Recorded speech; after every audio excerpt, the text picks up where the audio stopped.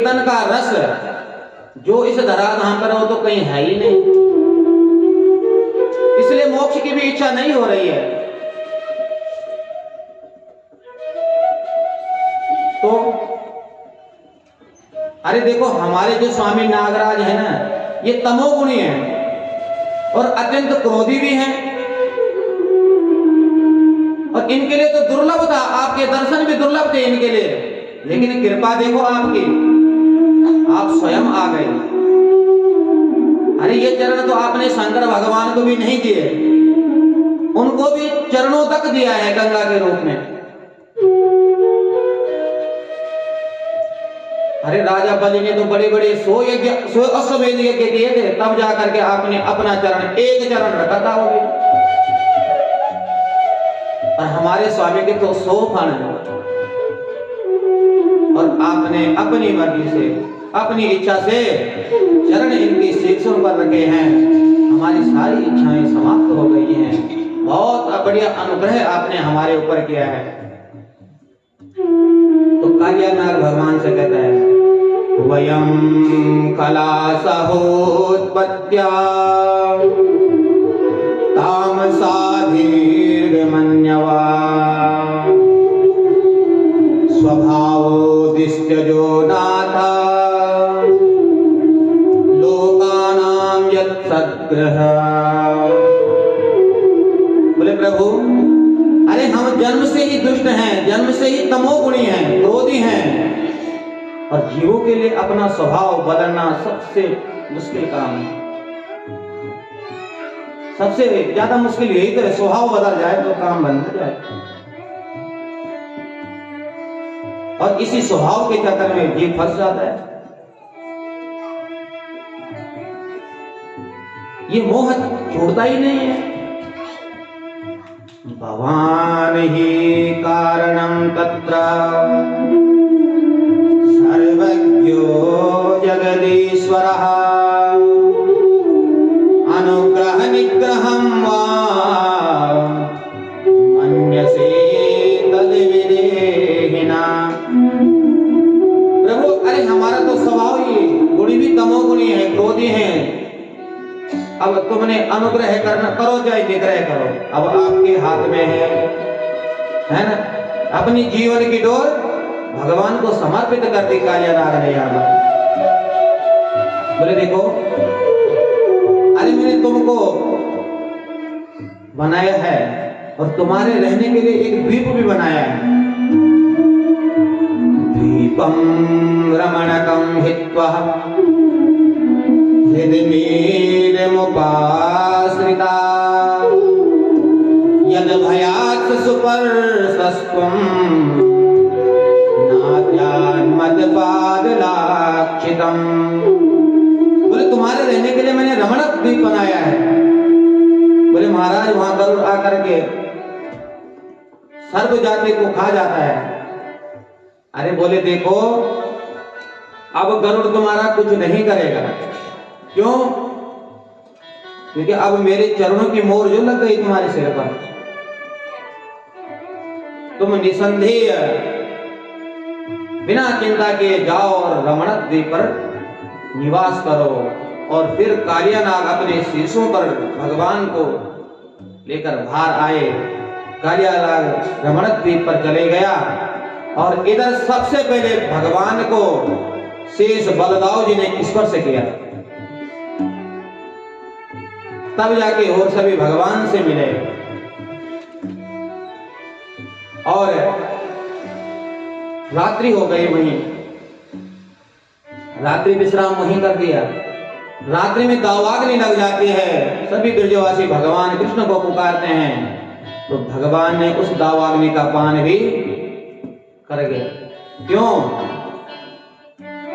मुखादग्नि रजायता, भगवान के मुख से तो अग्नि प्रकट हुई।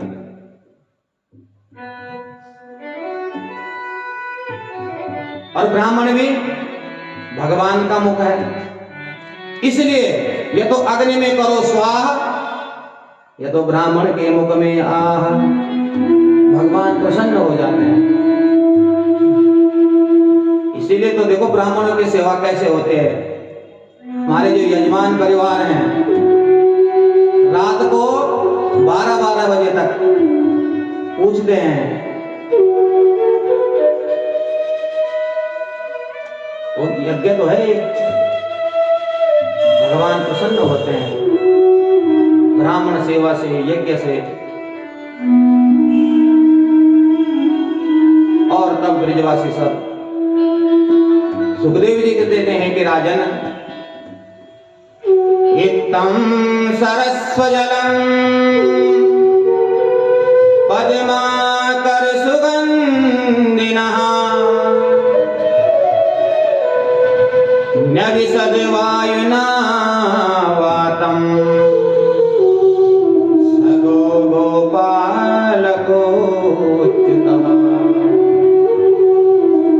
बोले राजन, एक बार भगवान ने वेणु वादन किया और इतनी मधुर ऐसी तान वेणु पर छेड़ी, इसको वेणु गीत कहते हैं। और ऐसी मुरली बजाई कि सर्वभूत मनोहरम।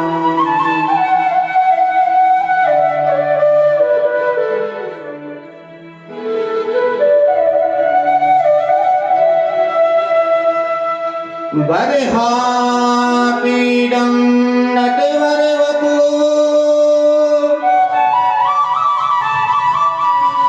कर्णयो कर्णिकारम् बिभ्रद्वासः कनककपिशं वैजयन्तीं च माला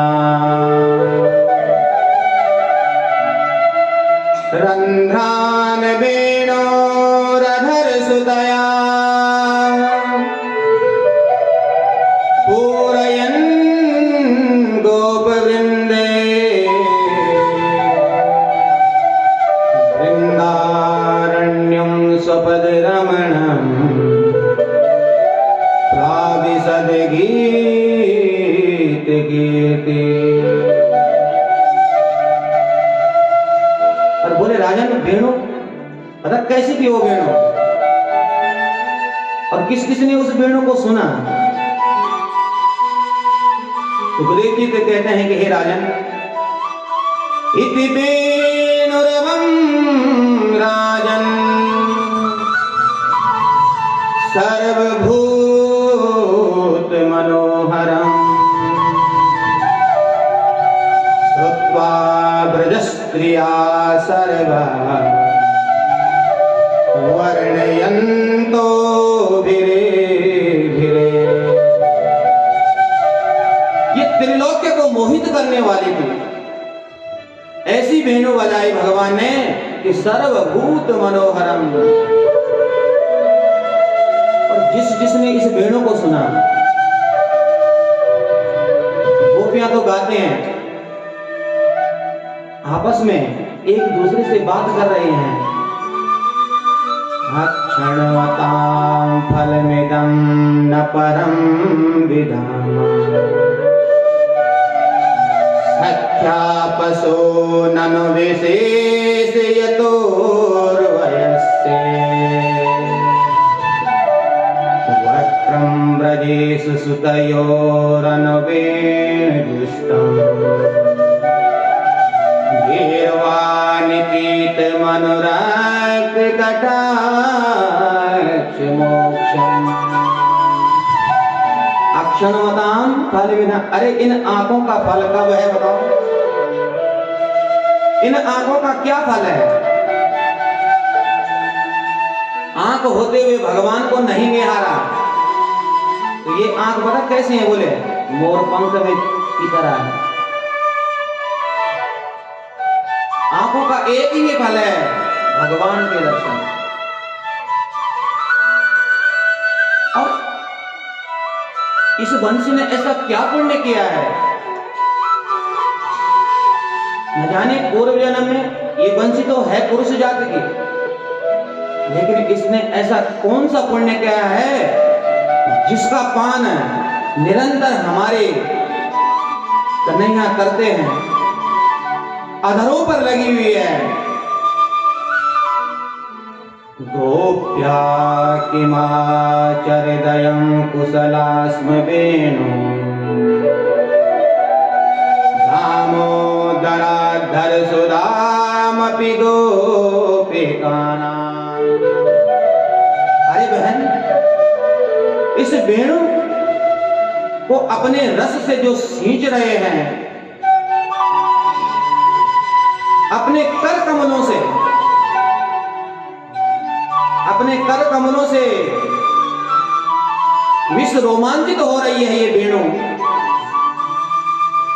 और अपने वंश में भगवत प्रेमी संतानों को देकर श्रेष्ठ पुरुषों के समान वृक्ष भी इसके साथ अपना संबंध जोड़कर आंखों से आनंद अश्रु बहा रहे हैं। देखिए गोपियों का मुंह।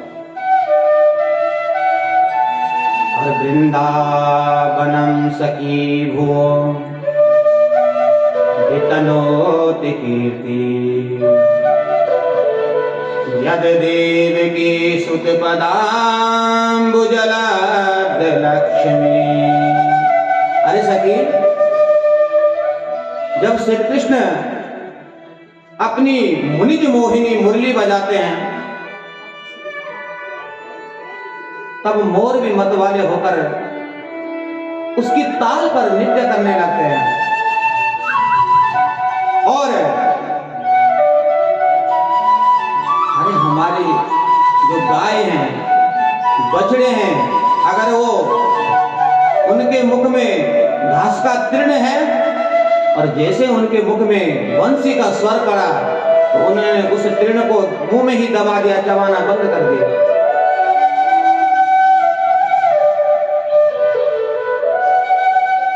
अरे कालिंदी का जो कलरव है सर्वदा सदा के लिए कुंठित हो जाते जब भगवान की वेणु बजती है। जल का धर्म क्या है? बहना। लेकिन जब भगवान की वेणु बजती है ना, वो तो पाषाणवत हो जाता है। और वेणु के वादन से जो गोवर्धन के तलहटी में पत्थर है वो पिघलने लग जाते हैं।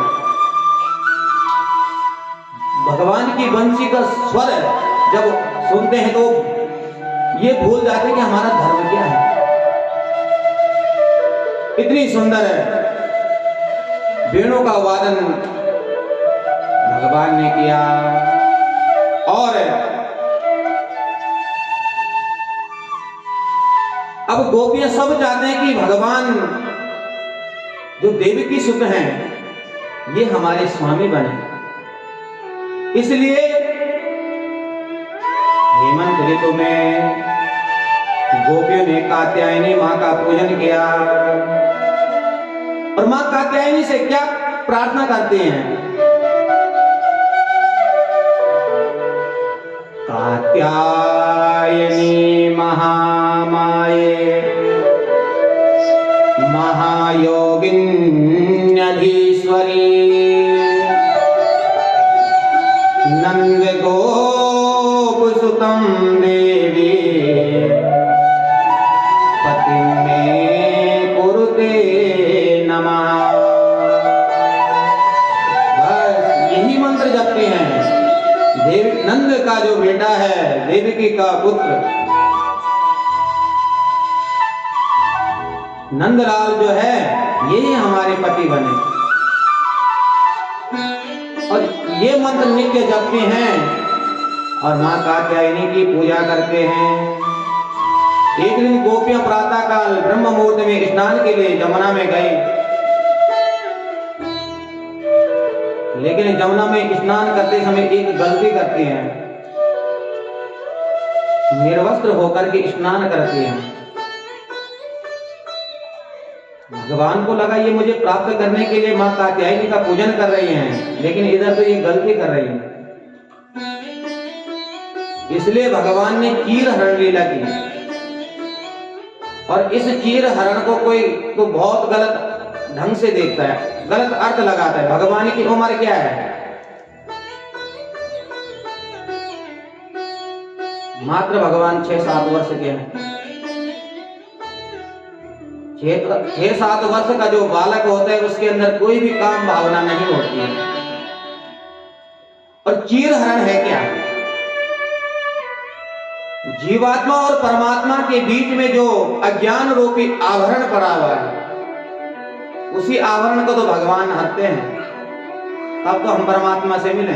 जब तक वो अज्ञान रूपी जो चीर पड़ी है वो नहीं हटेगी सामने से, तब तक भगवान कैसे भगवान के दर्शन होंगे? तो अज्ञान रूपी आवरण, अज्ञान रूपी चीर का हरण किया था भगवान ने, और गोपियों को वचन दिया कि आगामी शरद पूर्णिमा पर मैं तुम्हारी मनोकामना को पूर्ण करूंगा। और अब सुखदेव जी कहते हैं कि हे राजन, देखिए आज समय तो बहुत हो गया, कथा में हमें आगे जाना है।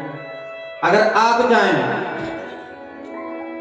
श्रोता ज्यादा तो नहीं, कुछ ही हैं, अगर आप चाहें तो आधा घंटा आप दे सकते हैं, और आप कहें कि नहीं भी आज बस यहीं तक समाप्त, तो जो हमने 1 घंटे में कथा कहनी है उसको हम 5 मिनट में भी कह सकते हैं। वही है, सागर को गागर में भरेंगे और स्टेशन तक पहुंच जाएंगे। तो अगर आप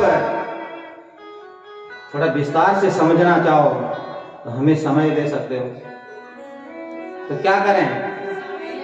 हैं? बोले भक्त वत्सल भगवान की। गोवर्धन लीला, बस उस गोवर्धन लीला के बाद जो है आप गोवर्धन भगवान की झांकी का दर्शन करेंगे, गोवर्धन के दर्शन भी करेंगे आप। तो सुखदेव जी कहते हैं कि हे राजन,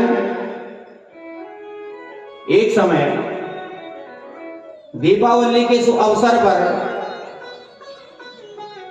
क्योंकि नंद बाबा प्रत्येक साल जो है इंद्र का पूजन किया करते हैं, तो उस दिन इंद्र की पूजा की तैयारी चल रही थी,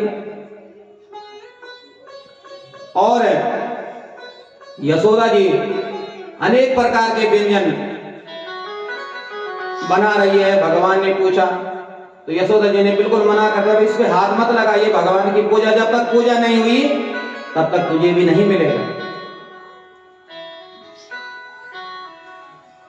तो यही तो सिखाना होता है बच्चों को, हम ये क्यों कर रहे हैं? प्रसाद अगर बनना तो किसके लिए बन रहा है, तभी तो बच्चों को भी पता लगेगा। तो जब भगवान ने यशोदा जी को पूछा तो यशोदा जी ने कहा कि देख अपने बाबा से पूछ ले, मुझको इतना टाइम नहीं है। तो भगवान नंद बाबा के पास में आते हैं और कहते हैं, कथ्यता में पिता कोयम संप्रभो वा उपागता, किम फलम कस्य जोदेना केन वा साध्यते मका। कि पिताश्री अभी अभी मैं माँ से मिलकर आ रहे हैं, और माँ कह रही थी कि आज हमारे घर में कोई पूजा है, तो उस पूजा का फल क्या है, किस उद्देश्य से आप वो पूजन करते हैं, और ये पूजन किसका है। अब नंद बाबा सोच रहे हैं तो ये छोटा सा, लेकिन बात में बहुत बड़ी बड़ी पूछता है। बोले बेटा, पर्जन्यो भगवान इंद्रो मेदस्तस्यात्ममूर्तयः तेभिर्वर्षन्ति भूतानां प्रीणनं जीवनं पयः। बोले बेटा, भगवान इंद्र वर्षा करने वाले हैं, वर्षा का डिपार्टमेंट है उनके हाथ में, इंद्र के हाथ में। बोले और वो मेघों के स्वामी हैं, बादलों के स्वामी देवराज इंद्र हैं। तो ये मेघ उन्हीं की कृपा से समस्त प्राणियों को तृप्त करते हैं, वर्षा से जीवन दान देते हैं, और हम और दूसरे लोग उन्हीं मेघपति भगवान इंद्र का पूजन करते हैं प्रत्येक साल।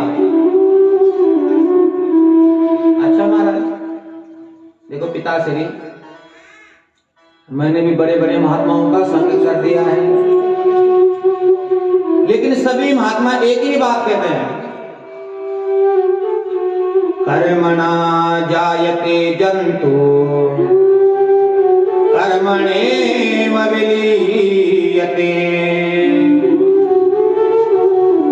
सुखं दुःखं भयं क्षेमं कर्मणेव विपद्यते। अरे पिताश्री, प्राणी अपने कर्म के अनुसार जन्म लेता है और कर्म के अनुसार ही उसकी मृत्यु हो जाती है, और उसके कर्म के अनुसार उसे जीवन में सुख दुख ये प्रारब्ध झेलना पड़ता है। और मंगल की निमित्तों की प्राप्ति हेतु यदि कर्मों को ही सब कुछ न मानकर उनमें भिन्न जीवों के कर्म का फल देने वाला ईश्वर माना जाता है,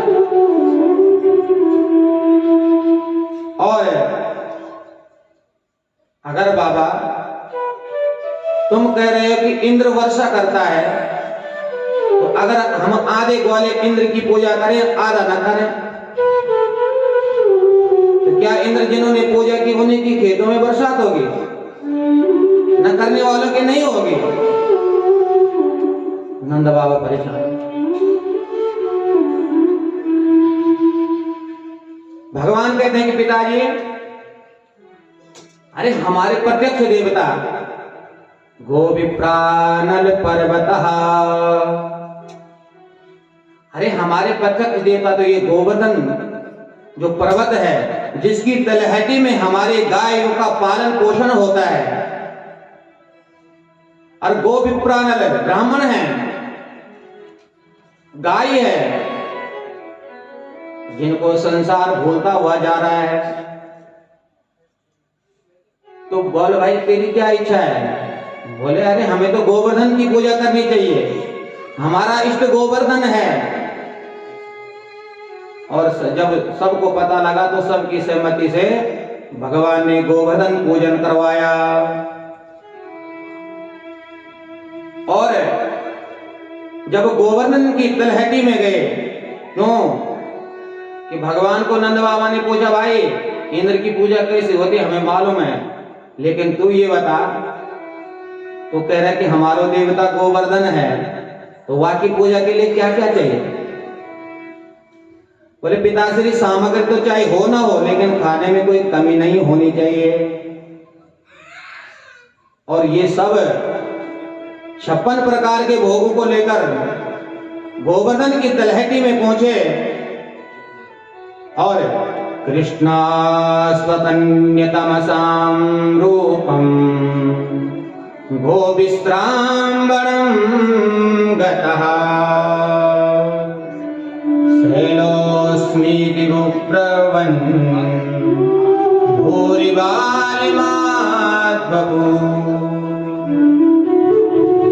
भगवान कृष्ण एक रूप में पुजारी बने और एक रूप में पूज्य बन गए, और सभी गोवर्धन पर्वत की तलहटी में सभी ब्रजवासियों ने गोवर्धन भगवान का पूजन किया। भगवान पुजारी बने हुए, जैसे जैसे कह रहे वैसे वैसे ब्रजवासी सब करते जा रहे हैं। भगवान ने कहा, नंद बाबा ने कहा, अरे भाई हमारे शालिग्राम भगवान तो एक आचमनी जल में स्नान कर देते हैं, लेकिन यहाँ हमने इतने मटके जल के पटक दिए, लेकिन फिर भी कुछ नहीं हो रहा है। भगवान बोले, अरे चिंता मत करो, ध्यान करो, आंख बंद करके ध्यान करो देवता का, कुछ ना कुछ निष्कर्ष निकल आएगा। सबने आंख बंद कर ली, और वही मानसी गंगा प्रकट हो गई। बोले मानसी गंगा की। और सभी ब्रजवासी ने मानसी गंगा में स्नान किया, और गोवर्धन पर्वत को भी स्नान कराया, और भोग लगाने लगे। भोग जब लगाने लगे तो भगवान ने हाथ पसार के बोला, लाओ ब्रजवासियों भोग। और खूब पाने लगे प्रसाद। ब्रजवासी कह रहे भाई कन्हैया ये तेरे देवता सारा का सारा पा जाएगा कि हमारे लिए भी बचेगा कुछ? भगवान बोले अरे चिंता मत करो सबको मिलेगा। और यशोदा जी ने तो कहा अरे लाला मैं बहुत देर से देख रही हूँ या देवता की शकल तेरे से तो मिल रही है, जैसी तेरी शकल वैसी तेरे देवता की शकल। अरे मैया जा गैया का दूध मैं पीऊं, उसी गैया का दूध तो मेरे देवता पीता, तो शकल एक नहीं होगी। और पूजन करके और मानसी गंगा में स्नान करके गोवर्धन पर्वत की परिक्रमा लगा के गोवर्धन पर्वत की परिक्रमा लगा के सभी ब्रजवासी अपने घर को आए। तो आप भी मन से गोवर्धन पर्वत की परिक्रमा में शामिल हो जाइए। मत गोवर्धन को जाओ मेरे भी नहीं माने मेरो मनवा, मत गोवर्धन को जाओ मेरे भी नहीं माने मेरो मनवा, नहीं माने मेरो मनवा, नहीं माने मेरो मनवा, मेरो मनवा नहीं माने मेरो मनवा। मैं तो गोवर्धन को जाऊं मेरे भी नहीं माने मेरो मनवा, मैं तो गोवर्धन को जाऊं मेरे भी नहीं माने मेरो मनवा।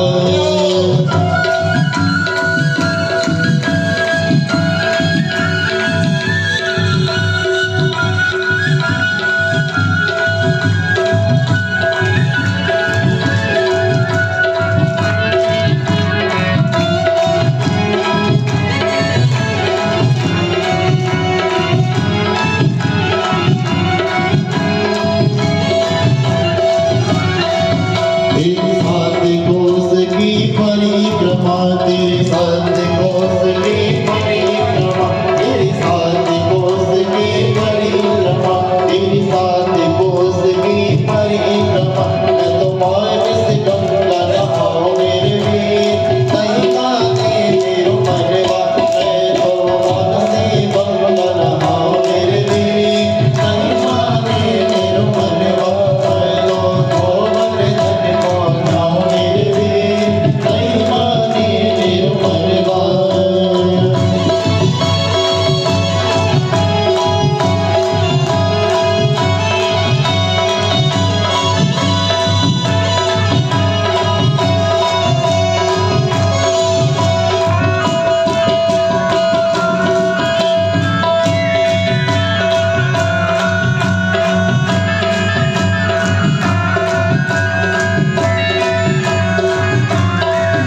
तेरे साथ कोस की करो कढ़ाई, साथ शेर की करो कढ़ाई, साथ शेर की करो कढ़ाई, साथ शेर की करो कढ़ाई। तो पंडित साथ जमाओ मेरे वीर नहीं माने मेरो मनवा, मैं तो पंडित साथ जमाओ मेरे वीर नहीं माने मेरो मनवा।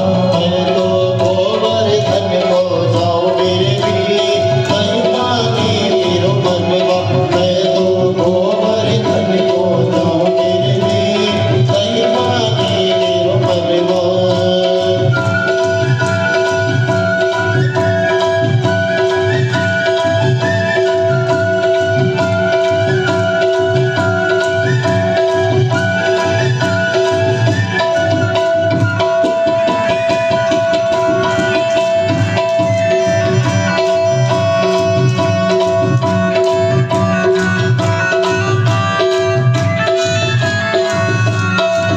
श्री चल के सर दर्शन करके, चल के सर के दर्शन करके, चल के सर के दर्शन करके, चल के सर के दर्शन करके जीवन सफल बनाओ मेरे वीर नहीं माने मेरो मनवा। मैं तो जीवन सफल बनाओ मेरे वीर नहीं माने मेरो मनवा। मैं तो गोवर्धन को जाऊं मेरे वीर नहीं माने